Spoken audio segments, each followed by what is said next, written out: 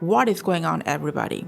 Today, we're going to talk about how to fix the problem when your AirPods 4th Gen ANC is not connecting with your iPhone. Now, as you guys can see, it's giving me this red exclamation mark along with the connection failed, try again error whenever I try to connect my AirPods with this iPhone.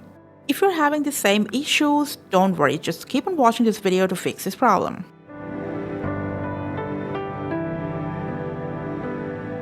So the quickest possible way to solve this is just lock your iPhone just for a while. And since this can happen when the case is open and idle on pairing mode for a long time, in the meantime, just close the lid. And since battery drain or charging issues can also cause this problem, if you need, just charge your AirPods for a while. After that, unlock your phone, open the lid, try again and see if that solved your problem. If you're still getting the same error, now just go ahead, force restart your iPhone.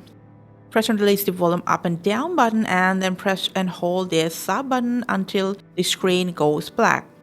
After the restart, if you're still getting the same pop-up over and over again, don't worry, we're gonna just reset our AirPods once. Make sure both the buds are inside the case. Now close the lid for a couple of seconds and then just go ahead, open it up. Make sure the LED is on. Now double tap 3 times under the LED. With 3 beeps, it'll start blinking orange LED. And in a few moments, it'll go straight into pairing mode with this flashing white LED.